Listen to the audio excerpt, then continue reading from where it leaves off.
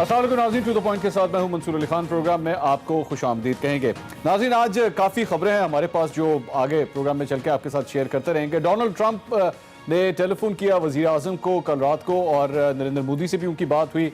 कश्मीर के ऊपर सालसी का कह सकते हैं कि किरदार अदा करने की कोशिश की गई, लेकिन पाकिस्तान के हवाले से आज ये खबर आई है कि आलमी अदालत इंसाफ के अंदर जाने का फैसला किया है पाकिस्तान ने मसला कश्मीर को लेकर। तो यानी इसका मतलब ये कहा जा सकता है कि डोनाल्ड ट्रंप की सालसी की जो पेशकश है या अगर कोशिश है तो वो काफ़ी हद तक नाकाम साबित हो रही है। फिलहाल आगे चल के हो सकता है कि इसका कोई हल निकल आए। इसके साथ साथ बड़ी इंपॉर्टेंट जो एक डेवलपमेंट हुई है वो जजेस के हवाले से जो एक वीडियो स्कैंडल था उस हवाले से एक बड़ी अहम खबर है। मुस्लिम लीग नून के हवाले से ये पार्टी किस तरह चल रही है, बड़ा मज़े का आज एक इंकशाफ है जो प्रोग्राम में आगे चल के मैं आपके साथ करूँगा। इसके साथ साथ मेयर कराची वसीम अख्तर साहब ने आज बड़ा एक हैरान कुन उन्होंने डिमांड की है। उन्होंने कराची के लोगों को कहा है कि जनाब हुकूमत सिंध को टैक्स देना आप बंद कर दें। मेयर कराची हमारे साथ होंगे, पूछेंगे उनसे कि आखिर ये डिमांड उन्होंने क्यों की है। लेकिन जो इंपॉर्टेंट आज एक खबर है वो आपके साथ मईशत को लेकर है। मईशत अब बता रही है अपने नंबर्स के साथ कि हालात अच्छे नहीं हैं। नया पाकिस्तान, महंगा पाकिस्तान बनता जा रहा है। अवाम की जो मुश्किलात हैं वो बढ़ती जा रही हैं। फिगर्स क्या हैं, नंबर्स क्या हैं, ये भी मैं आपको बताता हूं। मेरे साथ जरा पहले मेहमानों का इंट्रोडक्शन करा दूं। पाकिस्तान पीपल्स पार्टी से शैला रजा साहिबा मेरे साथ मौजूद हैं, हिना परवेज भट्ट साहिबा मुस्लिम लीग नून से मौजूद हैं, मलिका बुखारी साहिबा पाकिस्तान तहरीक इंसाफ से मौजूद हैं और सीनियर सहाफ़ी शहबाज राना साहब भी हमारे साथ मौजूद हैं। तफसीलात मैं उनसे लूंगा, लेकिन आपको मैं एक स्लाइड दिखाता हूं जो नंबर के हवाले से जरा आपको पता लगे क्या सूरत हाल है।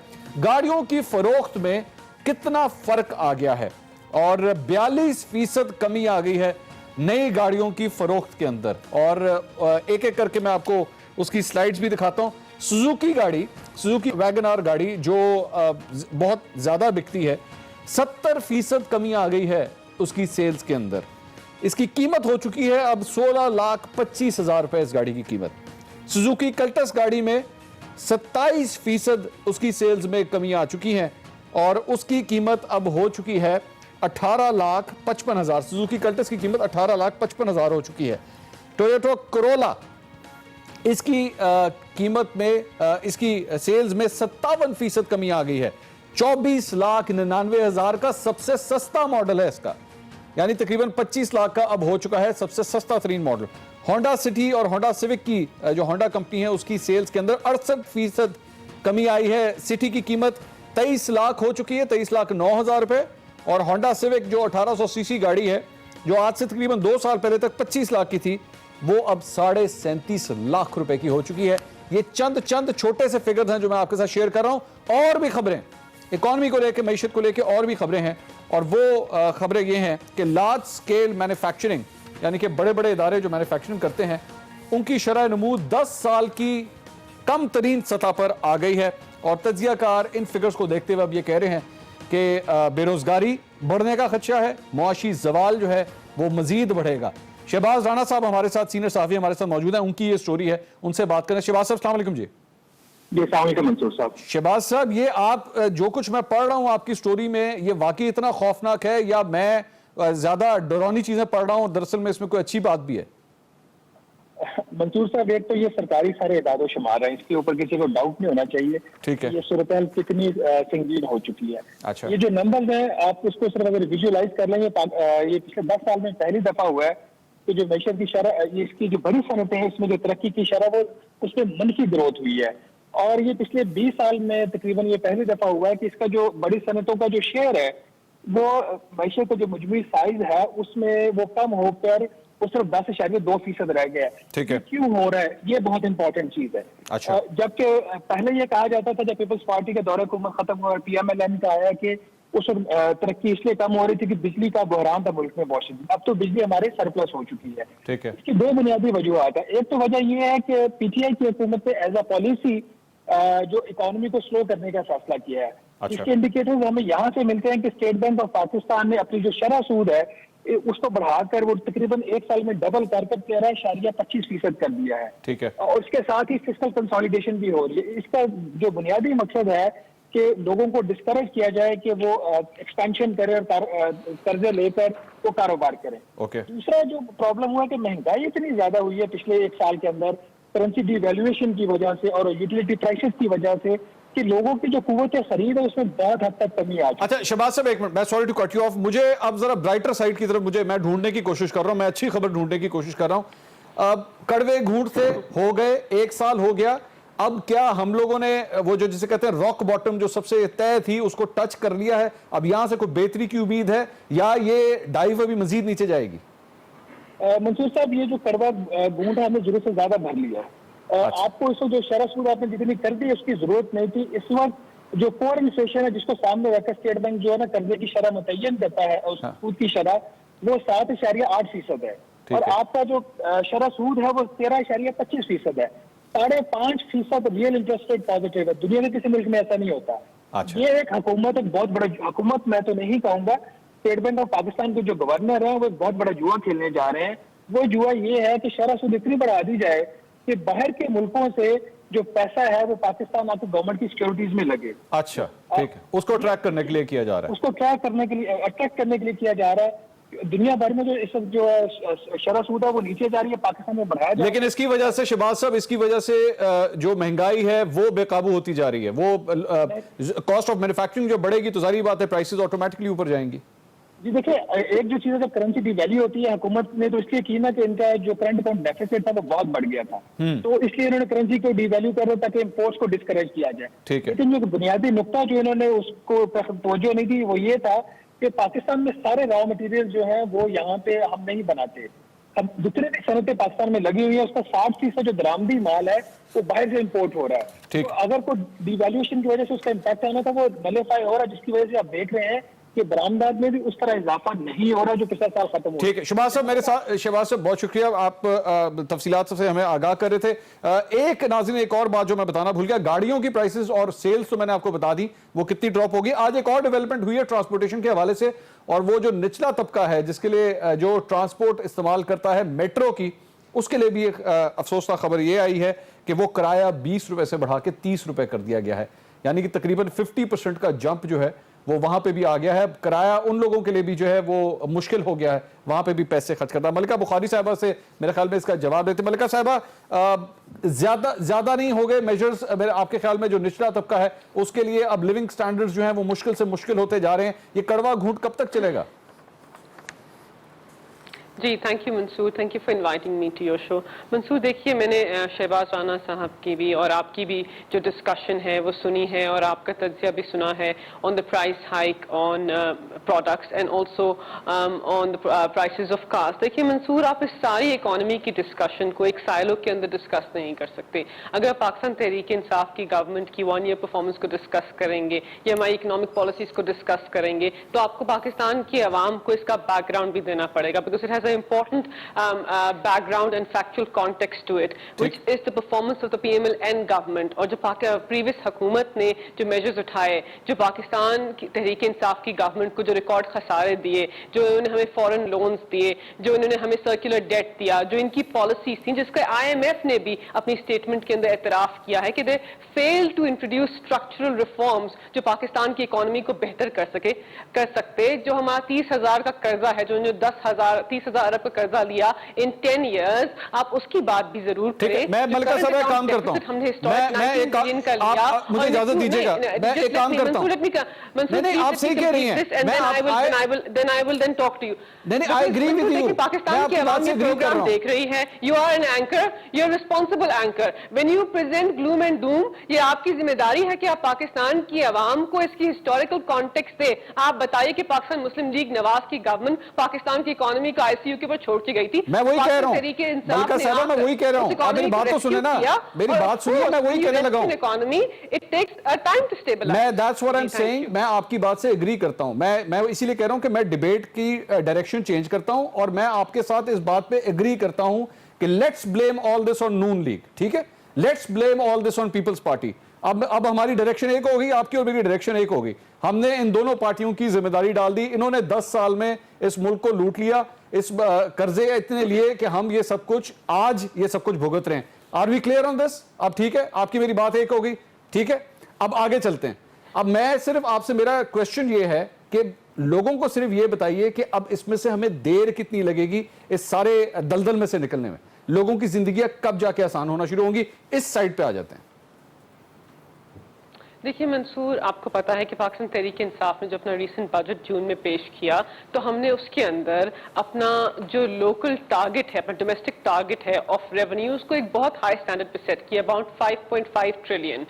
मंसूर, इसका मकसद ही ये है कि पाकिस्तान एक खुद कफाल मुल्क बने, कि हम अपने कंट्री से रेवेन्यूज रेज कर सके, हम अपनी मैक्रो इकोनॉमिक पॉलिसीज को सही तरह एडजस्ट कर सके और पाकिस्तान को स्टेबिलिटी के ऊपर लेके आए। हमारी सारी पॉलिसीज जो इस वक्त आपको सही नहीं लग रही हैं और इसका इम्पैक्ट आपको खराब लग रहा है, आर गेट टुवर्ड्स इंश्योरिंग कि पाकिस्तान इकोनॉमिकली स्टेबलाइज हो। रेवेन्यू टारगेट्स की बात होती है, मैक्रो इकोनॉमिक एडजस्टमेंट की बात होती है, करंट अकाउंट डेफिसिट को रिड्यूस करने की बात होती है, और वो रिड्यूस हुआ भी from 19 billion to 13 billion dollars. फिर ट्रेड डेफिसिट की बात होती है, इंपोर्ट बिल की बात होती है। ये सब इकोनॉमिक एडजस्टमेंट मेजर्स हैं, आपको इनको इस जिम्मे में देखना पड़ेगा। I think Pakistan is moving towards stabilization.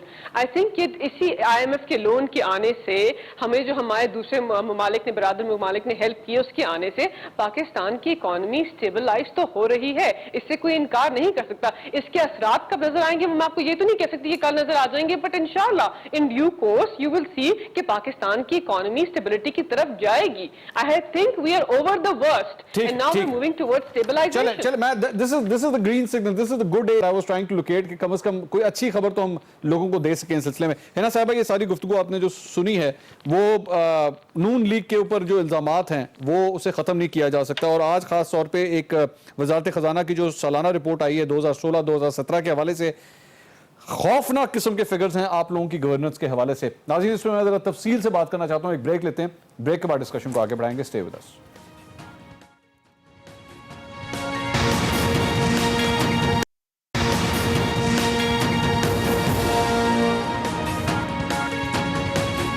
नाज़रीन, welcome back after the break. Break पे जाने से पहले बात हो रही थी कि मौजूदा सूरत हाल के अंदर किस हद तक पाकिस्तान तहरीक इंसाफ की इस हुकूमत के ऊपर इल्जामात डाले जा सकते हैं मईशत के हवाले से। लेकिन मलिका बुखारी साहिबा पाकिस्तान तहरीक इंसाफ की नुमाइंदगी कर रही हैं, उनका ये कहना है कि आप पिछली हुकूमतों की कारकर्दगी को इग्नोर किए बगैर, भूले बगैर हमारे पे इस बात का इल्ज़ाम नहीं लगा सकते। अब ये बात कुछ हद तक सही भी है। वजारत खजाना की साल 2016-2017 की एक रिपोर्ट आई है जिसके मुताबिक मुस्लिम लीग नून की हुकूमत के अंदर नेशनल हाईवे अथॉरिटी 133 अरब रुपए खसारा, पाकिस्तान रेलवे 40 अरब रुपए खसारा, PIA 39 अरब रुपए खसारा, पाकिस्तान स्टील 14 अरब रुपए खसारा, बिजली सप्लाई करने वाली कंपनियां 120 अरब रुपए खसारा।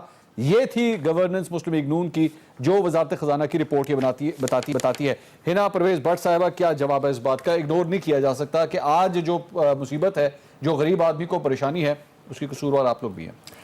मंसूर, सबसे पहले तो मैं मलाइका को आई वांट टू आंसर हर कि मैंने आज 3 न्यूज़ पढ़ी हैं, द नेशन की और एक्सप्रेस ट्रिब्यून की 2, और उसमें ये प्रॉपर्ली उनकी हेडलाइन में है कि जितना PTI ने 1 साल में लोन लिया है वो हमारे 5 साल का 71% है इनकी 1 साल का लोन, और ये 7 महीनों में जो कंट्री है उसके 38 ईयर्स के उसके करीब है। तो अब ये पहली तो बात कि आप 1 साल का लोन हमारे 5 साल के लोन से कंपेयर करें। अभी मैं देख रही थी ट्विटर पे इसाकडार साहब की स्टेटमेंट आई है जो अली ने पोस्ट की है कि 4 साल में मुस्लिम लीग नून ने 6700 अरब का कर्जा लिया था, और PTI की हुकूमत ने 1 साल में 76 अरब का ले लिया, जो हमारी इस पाकिस्तान की हिस्ट्री के 71 ईयर्स का 31% है। तो अभी तो हम सिर्फ ये लोन की बात कर लें कि जब ये लोन की 1 साल की बात करते हैं तो ये हमें रिपे क्या कर रहे हैं? अगर ले लिया इतना लोन तो what are they giving back to the country? 1 साल में हमें क्या अचीव हुआ? कोई इंफ्रास्ट्रक्चर में चेंज नहीं हुआ, कोई हॉस्पिटल नया आया हो, कोई रोड हुई हो, कोई चीज़ों की प्राइसेस कम हुई हो। जैसे अभी आपने भी डिस्कस किया कि मेट्रो बस का किराया हम काफ़ी देर से सुन रहे थे इंक्रीज हो रहा है। आज ऑफिशियल उसकी वजह ये है, उसकी पाकिस्तान तहरीक इंसाफ की हुकूमत ये कहती है उसकी वजह ये है कि आप लोगों ने उस पर सब्सिडी दी हुई थी। सब्सिडी रखने के उनके पास रिसोर्सेज नहीं है तो आपको पता है कि public transport all over the world is subsidised. लोग जी मोस्टली सारी कंट्रीज में पैसे भी तो हो ना, जब लोग गरीब लोग हैं उनके पास पैसे नहीं है, वो 20 रुपए में पूरा अपना सफर तय कर लेते हैं और 2-2.5 लाख लोग मेट्रो बस में जाते हैं। तो आपने क्यों 10 रुपया और ज्यादा किराया बढ़ा दिया? और चीजों की महंगाई इतनी है। अब आप मुझे ये बताएं कि पंजाब में सबसे ज्यादा जो प्रॉब्लम है वो काले अरकान की है, हेपेटाइटिस की, और सारे टेस्ट जो है वो भी खत्म कर दिए फ्री। तो आप मुझे बताएं, आपने इतना लोन लिया, तो आपने लोन लेके रीपे क्या किया 1 साल में? आप मुझे बताएं, आप रोज अखबार देखते हैं, वो आप रोज मलिका साहबा फरमा रही है कि हालात बेहतर होना शुरू हो जाएंगे। आप रोज अखबार देखते हैं, आप मुझे बताएं कि इनके तो जब इनने एक महीने की परफॉर्मेंस अपनी खत्म की थी तो इनका वो ऐड आया था ना, हम मसरूफ है। हाँ। तो अब 1 साल के बाद क्यों नहीं इनका एक हम मसरूफ है? इनको खुद शर्म आ रही है कि उन्होंने 1 साल में तो कुछ रिपे नहीं किया। There is nothing they repaid back. Shaila Raza साहबा, ये नाइंसाफी है। पाकिस्तान तहरीक इंसाफ की हुकूमत आज भी पुरुमीद है कि हालात बेहतर होना शुरू हो जाएंगे, ठीक होना शुरू हो जाएंगे। उम्मीद पे दुनिया कायम है, उम्मीद रखनी चाहिए। देखिए, उम्मीद पे तो दुनिया कायम है, लेकिन उम्मीद करने के लिए कुछ किया भी जाता है ना। इस वक्त पाकिस्तान एशिया में दूसरा और दुनिया में 16वां महंगा तरीन मुल्क है। पाकिस्तान में महंगाई में इजाफे की शरह 10.3 है और एशिया के बेशतर ममालिक में 4% से कम है। तो मैं उम्मीद ये कहना चाहती हूँ कि उम्मीद मैं किस चीज पे करूँ। अगर कुछ इंडिकेटर्स हैं, उनको अगर हम देख लेते हैं थोड़ा सा, तो उससे आप अंदाजा लगा सकते हैं कि हमें उम्मीद करनी चाहिए या नहीं। जीडीपी जो है वो डिक्रीज हुई है। जीडीपी डिक्रीज होगी तो आप समझ सकते हैं कि बेरोजगारी भी बढ़ेगी। स्टॉक मार्केट जो है वो दुनिया की सस्ती तरीन स्टॉक मार्केट में आ गई है। मैं इसके डिजिट भी बता दूंगी कि कितने गिरे हैं। एक्सपोर्ट डिक्रीज हुई है, टैक्स रेवेन्यू डिक्रीज हुआ है, इंफ्रास्ट्रक्चर डेवलपमेंट डिक्रीज हुई है, इन्फ्लेशन इंक्रीज हुई है, इनकम टैक्स गोशवारे बढ़ गए हैं, इंक्रीज हुआ है, इनकम टैक्स गोशवारे बढ़ गए हैं, इंक्रीज हुआ है। अच्छा, फिर भी कम हुआ है ना। और पीएम हाउस के एक्सपेंसेस बढ़ गए हैं और इंटरेस्ट रेट बढ़ गया है। तो मैं ये कहना चाह रही हूँ कि जिस मुल्क में जो है 4 माह में 4 खरब के मुल्की कर्जे लिए जाएं और 1 साल में बैरूनी कर्जों की शरह जो है वो 42% इजाफा उसमें हो और शरह सूद 15% और ज़र मुबादला 14 अरब हो, तो आप कैसे कह सकते हैं? और हम तो कह ही नहीं रहे, हम तो बेचारे जाहिल लोग हैं। खुद स्टेट बैंक कह रहा है, माहिर माशियात कह रहे हैं कि 2 साल तक बहुत ही मुश्किल वक्त काटना है। तो हो सकता है कि 2 साल बाद वो भी, अगर इनकी प्लानिंग अच्छी रही। मैं शैला साहबा मुझे पता है, मैं अगला सवाल जब मलिका बुखारी साहबा से करूंगा ना, चूंकि उनका कानून के साथ भी ताल्लुक है, उन्होंने मुझे कह देना मनी लॉन्ड्रिंग की जीआईटी रिपोर्ट पढ़ें, आपको सब समझ आ जाएगी इकोनॉमी का ये हाल। अच्छा, मैं इस पे वो देखिए हंस रही मेरी बात के ऊपर, उनको पता, उन्होंने यही कहना था। मैं इसका जवाब दे देती हूँ। दोनों अभी मुल्जिम है, आसिफ जरदारी साहब भी और उनकी बहन भी। लेकिन क्या रियासत मदीना है कि उनकी कैद नहीं बनती? वो कैद में तो पैसे निकाल लो, आपको किस तरह पता है वो कैद नहीं बनती? कैद तो बनती है। किस तरह कहा आपने शैला साहब? बिल्कुल नहीं बनती। बिल्कुल पहले भी आसिफ साहब को 11.5 साल बगैर किसी वजह के जेल में रखा गया था। इस वक्त भी वो जेल में है और उनके वकील कहते हैं कि उस पर अभी कोई चीज साबित नहीं हुई, उनकी अरेस्ट नहीं बनती है।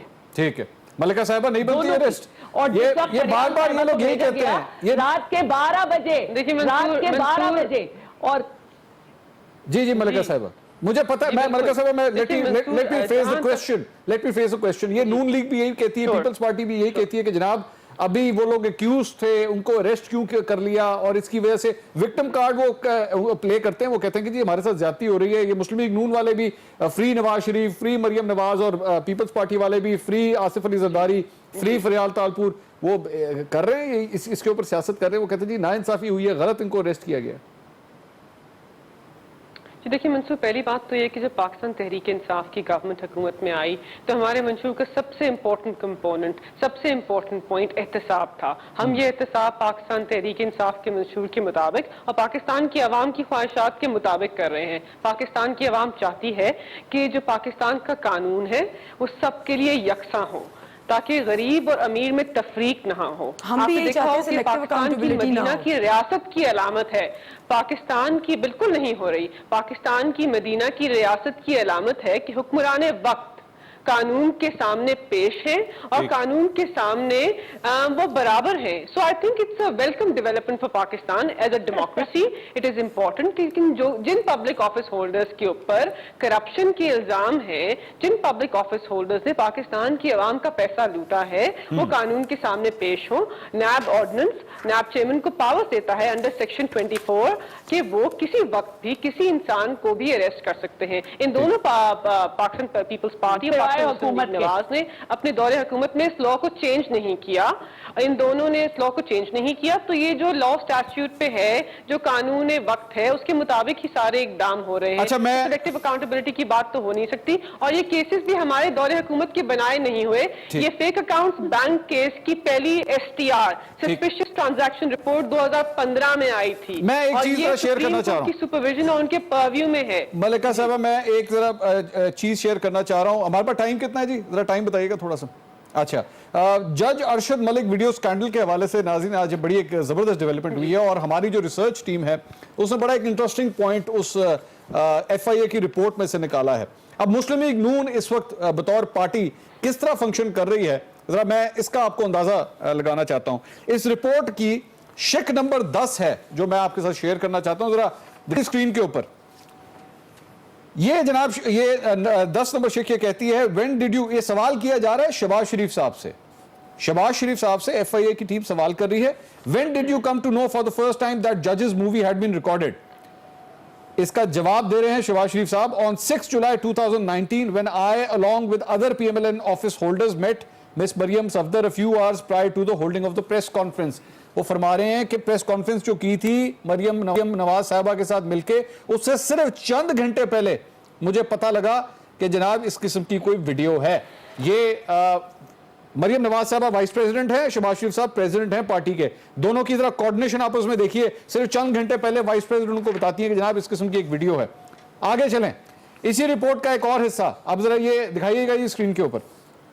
इसमें FIA लिखती है कि जनाब, एज पर रिप्लाई ऑफ मियां Mohammad Shahbaz Sharif to FIA questionnaire, he claimed ignorance stating that Mrs Maryam Safdar can give clarifications regarding the video at the judge's residence made by accused Nasir Mahmood Bhatt. Shahbaz Sharif साहब ने कहा, जनाब मुझे कुछ नहीं पता इसके बारे में, आपने जो पूछना है जाके मरियम सफदर के ऊपर से जाके पूछें। तो ये सिचुएशन है। हिना परवेज भट्ट साहबा, हम हमेशा ये बात कहते थे कि मुस्लिम लीग नून जो है वो नून और शीन में बटी हुई है। ये रिपोर्ट चीख के बता रही है कि चाचा को पता ही नहीं था कि भतीजी ने प्रेस कॉन्फ्रेंस में क्या प्लान बनाया हुआ है। मंसूर, ये तो बहुत देर से हम सुन रहे हैं, आई थिंक काफ़ी ईयर्स से कि मुस्लिम लीग नून में ये डिवाइड है, पर रियलिटी में ये नहीं है। हर बंदे का एक पॉइंट ऑफ व्यू होता है। एक वाइस प्रेसिडेंट मरियम नवाज का एक अपना वे ऑफ है, point of view, defiance, and मियां शहबाज शरीफ साहब का एक अपना है। बट ये दोनों पार्टी की जो है इनकी देर ऑन द सेम पेज, तो ऐसी बिल्कुल बात नहीं है।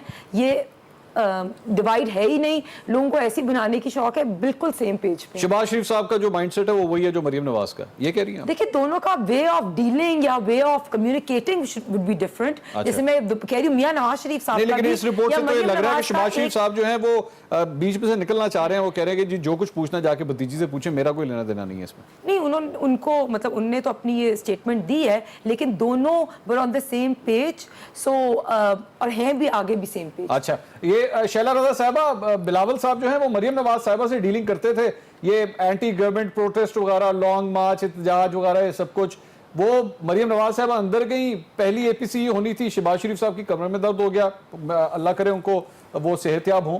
लेकिन आप लोग पीपल्स पार्टी वाले वैसे कैसे देखते हैं, दोनों में क्या फर्क नजर आता है मरियम नवाज साहबा में और शहबाज शरीफ साहब में?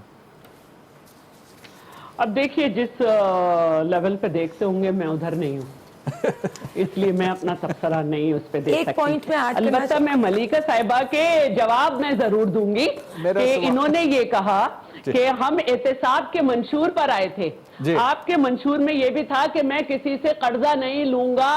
अच्छा। क्योंकि जब कर्जा लेता है कोई मुल्क तो उसके सामने गुलाम बन जाता है। ये वजीर आजम के अल्फाज थे। आपके मंशूर में ये भी था कि अगर हुक्मरान महंगाई कर दें तो समझ लो वो चोर हैं, और मैं 8 बिलियन जो है वो टैक्स कलेक्ट करके दिखाऊंगा, क्योंकि अगर टैक्स हुकूमत ना कलेक्ट कर सके तो समझो कि एतमाद नहीं है। आपके में था कि हम बिजली और गैस की कीमतें और आम आवाम की जो अशिया है उनको नहीं बढ़ाएंगे, आपके मंशूर में था। और अगर एहतिसाब था तो आपने कहा कि हम चाहते हैं कि एहतिसाब में जो है ना हुक्मरान वक्त भी पेश हो। तो भाई आप ही के लिए तो चेयरमैन नैब ने कहा है कि 10 मिनट में हुकूमत गिर जाए। आपके मंशूर के मुताबिक आपके सारे लोग बाहर हैं। बीआरटी बड़ी मिसाल है, मालम जब्बा बड़ी मिसाल है, इसके और 18 बेनामी अकाउंट बड़ी मिसाल है, हेलीकॉप्टर केस मिसाल है। आप कहते थे कि मैं जो हूं जब आऊंगा तो सब हल्के खुलवाऊंगा, लेकिन आज इमरान साहब का हल्के नहीं खुल सकते। आप ये कहती हैं कि पब्लिक ऑफिस होल्डर नैब का ये कानून है उसे भी पकड़ ले, तो क्यों नहीं पकड़ते? ये तो खुली हुई चीजें हैं। दूसरी जगह मैं ये कहना चाहती हूं कि आप सारी बातें कर रही हैं तो आपके मंशूर में सिर्फ एहतिसाब ऑपोजिशन। शैला साहबा, मेरे मंशूर की बारी आ गई। मेरे मंशूर में ब्रेक का वक्त हो गया है, मेरे मंशूर में ब्रेक का वक्त हो गया है और मैं अपने मंशूर के तहत ही चलूंगा, मैं उससे नहीं हटूंगा। नाज़रीन, एक ब्रेक लेते हैं, ब्रेक के बाद डिस्कशन को आगे बढ़ाएंगे। Stay with me.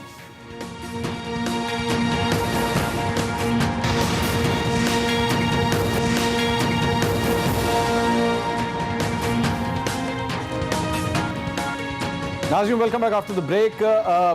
इंपॉर्टेंट खबर जो मेयर कराची के हवाले से है, आज उन्होंने एक स्टेटमेंट दी और उसमें उन्होंने कहा कि जनाब कराची के लोगों को सिंध हुकूमत को टैक्स देना बंद कर देना चाहिए। मैं इस पर थोड़ी देर में जाऊंगा। वसीम अख्तर साहब मेरे साथ टेलीफोन लाइन के ऊपर होंगे, उनसे पूछेंगे कि इस किस्म का बयान देने की आखिर जरूरत क्या थी। लेकिन मलाइका साहबा के पास मैं जाना चाहूंगा। शैला रजा साहबा ने जो इल्जामात की बुछाड़ की है, मेरे ख्याल में उसका जवाब ना लिया तो नाइंसाफी होगी। मलाइका साहबा, what do you have to say? जी थैंक यू मंसूर। पहले तो मैं शैला रज़ा साहिबा की बात का जवाब दूंगी कि अनफॉर्चुनेटली हम पाकिस्तान तहरीक इंसाफ के मंशूर पे, अपनी आइडियोलॉजी पे, अपनी कमिटमेंट्स पे शैला रज़ा साहिबा से with all due respect to her इनसे लेसन नहीं लेंगे, क्योंकि ये तो वो पार्टी है जो भुट्टो के रोटी कपड़ा मकान के फलसफे को भूल कर जर और जरदारी की सियासत करती है। तो हम इनसे तो अपने मंशूर की कमिटमेंट्स का जायजा नहीं लेंगे, लेकिन इनका इस्तेहकाक है, ये कर सकती है क्रिटिक। इनके मुताबिक पाकिस्तान तहरीक इंसाफ हुकूमत ने ऐसे इकदाम नहीं उठाए जिससे पाकिस्तान की आवाम को रिलीफ मिले। हमें लगता है कि हमारा सारा मंशूर पीपल सेंटर्ड था, बहुत ह्यूमेन था और मदीना की रियासत के प्रिंसिपल्स के ऊपर बना हुआ था और हम उसकी अक्कासी कर रहे हैं। आप हमारे जिस भी प्रोग्राम को उठाकर देखें, चाहे वो हमारा सेहत इंसाफ कार्ड का प्रोग्राम हो, चाहे वो नया पाकिस्तान हाउसिंग स्कीम हो, चाहे वो हमारी नेशनल पॉलिसी ग्रेजुएट स्कीम हो, हमारा मुझे अब इजाजत दीजिए, बिल्कुल मुझे आगे जरा मूव करना है। हमारा प्रोग्राम हो ये इंसानी डेवलपमेंट के ऊपर और पाकिस्तान की आवाम की जो मसाइल हैं उनको हल करने के ऊपर। मैं आप दोनों खवातीन से रिक्वेस्ट, एक मिनट ठहरिएगा। हमारा अपना मंशूर है, हमारी अपनी कमिटमेंट है, हम उसके मुताबिक चल रहे हैं, जिस पे अमल नहीं होगा। मुझे सिर्फ एक हिना की बात का भी जवाब देना नहीं होगा, only if you allow me. मुझे जरा इजाजत दीजिए, मैं जरा टॉपिक आगे लेके चलूं। मेयर कराची मेरे साथ टेलीफोन लाइन पर मौजूद हैं और पाकिस्तान पीपल्स पार्टी से कन्फ्रंटेशन मेरे ख्याल में भी थोड़ी देर में हो जाती है। वसीम अख्तर साहब ने आज नाज़रीन एक बड़ी इंपॉर्टेंट बात की है और वो बात की कि अवाम से वो रिक्वेस्ट करते हैं कि सिंध गवर्नमेंट को टैक्स देना बंद कर दें। मेयर साहब ने क्या फरमाया, सुनिएगा जरा। मैं कराची की आवाम से रिक्वेस्ट करता हूं कि सिंध गवर्नमेंट को टैक्सेस देना बंद कर दें। अपना टैक्स या तो केएमसी को दें या फेडरल गवर्नमेंट में दें। एक तरफ वजीर आजम पाकिस्तान जनाब इमरान खान नियाजी साहब और उनकी पूरी वफाकी सरकार आवाम को कन्विंस करने में लगी हुई है, आवाम को कहने में लगी हुई है कि रियासत को आपके टैक्स दरकार हैं, और एक तरफ वफाकी हुकूमत में शराकत इक़्तिदार रखने वाली सियासी जमात का मेयर ये कह रहा है आवाम से कि टैक्स पे ना करो। शर्म आनी चाहिए आपको। वसीम अख्तर साहब मेरे साथ टेलीफोन लाइन पर मौजूद हैं। वसीम साहब, अस्सलाम वालेकुम। वालेकुम सलाम। वसीम साहब, ये इस किस्म की रिक्वेस्ट क्यों आखिर के लोग सिंध गवर्नमेंट को टैक्स देना बंद कर दें? देखिए, इसकी वजह है ना, मैं 3 साल से इस बात का पे जोर दे रहा हूँ कि जो ड्यू शेयर कराची का है, जो NFC अवार्ड में इनको मिलता है इस्लामाबाद से, और फिर उसके बाद 18वीं अमेंडमेंट के बाद आपको ये नीचे थर्ड टियर ऑफ गवर्नमेंट को देना होता है, इन्होंने आज तक पीएससी की मीटिंग नहीं की सिंध गवर्नमेंट के चीफ मिनिस्टर ने, और ना फॉर्मूला तय किया कि डिस्ट्रिक्ट को कितने पैसे जाएंगे ऑक्ट्रॉय के और दूसरे मद में जो आते हैं।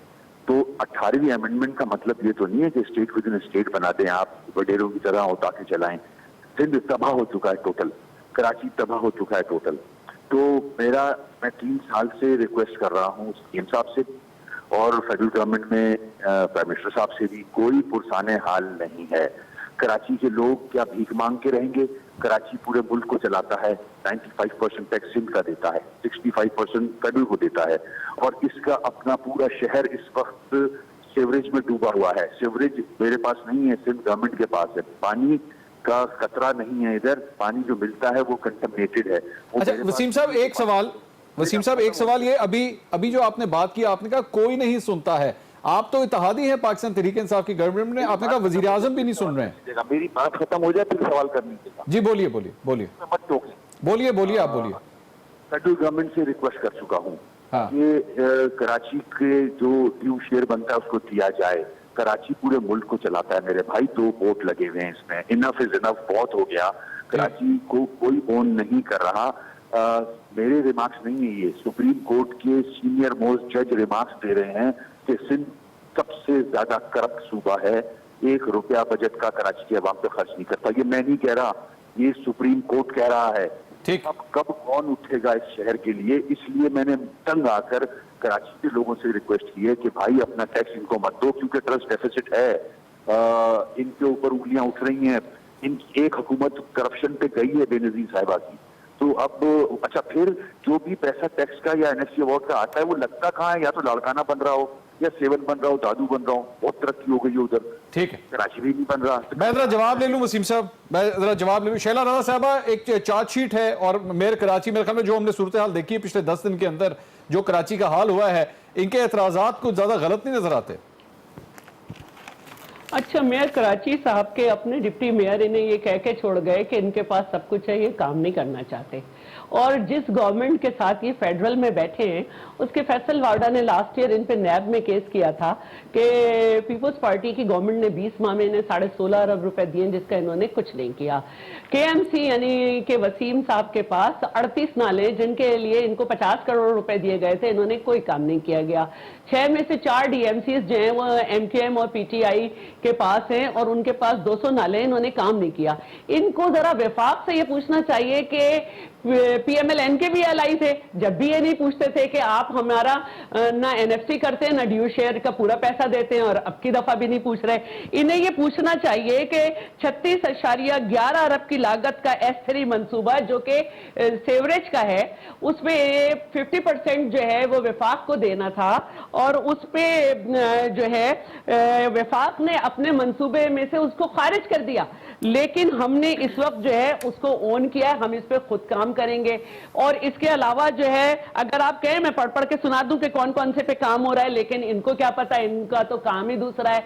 फिर K4 जो है उस पे अब तक K4 जो है ये 25.55 अरब रुपए का है, पानी का मेगा प्रोजेक्ट, जिसमें अब तक 15 अरब रुपए लग चुके हैं, जिसमें 2 वफाकी हुकूमत ने 6.99 अरब दिए थे, और सिंध हुकूमत ने 7. मैं जवाब ले लूं शैला साहब, मैं जवाब ले लूं। एक मिनट इस हुकूमत ने एक पाई नहीं दिया और कहा नहीं देंगे। छोड़े ना वफाक की हुकूमत को। जहां तक की टैक्स की बात है, अच्छा मैं जवाब ले लूं ना शैला साहब, मैं टाइम कम है, शैला साहब टाइम कम कलेक्ट करता था तो 16 अरब रुपए में होते थे, हम टैक्स कलेक्ट कर रहे हैं तो 100 अरब से ज्यादा है। अच्छा मैं जवाब ले लूं ना, टाइम कम है शैला साहबा। वसीम अख्तर साहब, आपके एतराजात सिर्फ सिंध हुकूमत के साथ हैं या वफाकी हुकूमत से भी हैं? उधर भी हैं, वो कराची को ओन नहीं करते। देखें जो शैला साहिबा कह रही हैं, अफसोस से कहना पड़ रहा है, इनको पता ही नहीं है हो क्या रहा है। 25 अरब नहीं 1.25 खरब पे पहुंच चुका है K4 मोहतरमा, आपको पता ही नहीं है। 2000 अरब रुपया मुझे पता, 10 सालों में 2000 अरब रुपया डेवलपमेंट के हेड पे खर्च हुआ है। कहाँ लगा है सिंध में? 90 अरब लाड़काना के, जो सुप्रीम कोर्ट ने कहा था डाइन भी छोड़ के काम, ये इसका मैं जवाब दूंगी। ये कहाँ है सब? ये पैसे कहाँ गए? और फिर पूरा पीपल्स पार्टी क्यादत इस वक्त करप्शन को फेस कर रही है, अंदर है यार। आप किसी और पे कैसे इल्जाम लगा देते हो करप्शन का? आप तो खुद इतने बड़े करप्ट हो। आप मैंने नहीं लगाया, पीटीआई ने लगाया। हंसी आती है, बहुत हंसी आती है अगर आप किसी पे करप्शन के लिए उंगली उठाओ। कि ये कौन कह रहा है छलनी बोल रही है, सुई से तेरे पेट में छेद। क्या कर रहे हो आप लोग? आप तो पूरी दुनिया में मशहूर हो यार, सिर्फ तबाह कर दिया आपने। मैं इसका जवाब दे दूं, इन्होंने फैक्ट एंड फिगर का कोई जवाब नहीं दिया। अब मुझे ये बताना चाहती हूँ, मैं ये बताना चाहती हूँ कि K4 के मुख्तलिफ सेक्शन है, मैं जिस सेक्शन पे काम हो रहा है उसकी बात कर रही हूँ। दूसरे मैं इनसे ये भी पूछना चाहती हूँ, रिमार्क्स की आप बात करते हैं, रिमार्क्स तो ये भी आए थे सुप्रीम कोर्ट के, जब 90 अरब की पटिशन लेके गया था उसके ऊपर भी बड़े अजीब से कोर्ट के रिमार्क्स आए थे। आज वो पटिशनर कहाँ है, पेश क्यों नहीं होता? उसी आजम सवाती की तरह ना, जो हमारी गवर्नमेंट में हज करप्शन पे गया था, फिर कभी पेश नहीं हुआ, और कुरान पे हलफ लिया था और जज ने कभी नहीं बुलाया। आज मेरा हज मिनिस्टर जो है वो बरी हुआ जब हम ऑपोजिशन में थे। मुझे शैला साहब एक ब्रेक लेनी है। मुझे शैला साहब, मुझे लाड़काना पे कितने लगे, एक सुनी स्वीपिंग स्टेटमेंट। मैं शैला साहब मैं आता हूं, मुझे नाज़रीन एक ब्रेक लेनी है, लेकिन मैं पाकिस्तान तहरीक इंसाफ से भी इस बारे में बात करना चाहूंगा, और मुस्लिम लीग नून करप्शन के जो इल्जामात हैं उससे ये लोग नहीं हट सकते। इस पर मजीद बात करते हैं ब्रेक के बाद, हमारे साथ रहिएगा।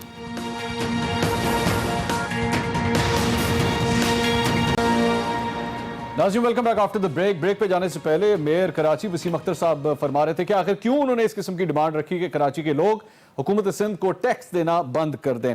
मलाइका साहबा, ये गुफ्तगू जो आपने मेयर कराची की सुनी है, इससे पहले इमरान खान साहब अपने 126 दिन के धरने के अंदर भी इस किस्म की डिमांड कर चुके हैं, और अब आपके इत्तेहादी हैं जो ये डिमांड कर रहे हैं। पाकिस्तान तहरीक इंसाफ की इस वक्त क्या पोजीशन है इस मामले के ऊपर? देखिए मंसूर, जहाँ तक कराची की बात है, पाकिस्तान तहरीक इंसाफ की हुकूमत कराची को एक बहुत इंपॉर्टेंट कंपोनेंट ऑफ पाकिस्तान समझती है, और वो है भी, क्योंकि जैसे मैंने बताया कराची जो है वो पाकिस्तान का मेजॉरिटी ऑफ रेवेन्यू प्रोड्यूस करता है, और कराची को अनफॉर्चुनेटली पाकिस्तान पीपल्स पार्टी की गवर्नमेंट ने ऑलमोस्ट यतीम कर दिया है। पाकिस्तान के अंदर जो हुआ हालिया 10 दिन पहले कराची के अंदर, उससे प्रूव हो गया है कि कराची को कोई भी ओन नहीं करता। कराची ऑलमोस्ट ऑर्फन है, यतीम है, और इनकी नाकिस पॉलिसीज की वजह से, इनकी मिस गवर्नेंस की वजह से, और जेआईटी रिपोर्ट ने जो करप्शन हाईलाइट की है उस ही की वजह से कराची बदहाल हुआ है। तो पाकिस्तान तहरीक इंसाफ की गवर्नमेंट इस कराची का एक नया पैकेज लेके आ रही है। हम इस सिटी को ओन करेंगे जहां तक हम कर सके। सिंध हुकूमत की भी बंद करें कि ना करें कि इसके अंदर वो देखिए, ये तो इनकी एक स्टेटमेंट है। मैं ये इंडोर्स नहीं करूंगी कि किसी भी सिटीजन को या पब्लिक ऑफिस होल्डर को टैक्स नहीं देना चाहिए। Very good to hear, not endorse that. Very good to hear. बात ये है जी, very good to. Shaila Raza साहबा, हिना परवेज भट्ट साहबा, मदारी साहबा और वसीम अख्तर साहब नाज़रीन हमारे साथ मौजूद थे। टैक्स देना हर सूरत जरूरी होना चाहिए, चाहे वफाकी हुकूमत को हो या सूबाई हुकूमत को हो। प्रोग्राम टू द पॉइंट से तक इतना ही। अल्लाह हाफिज।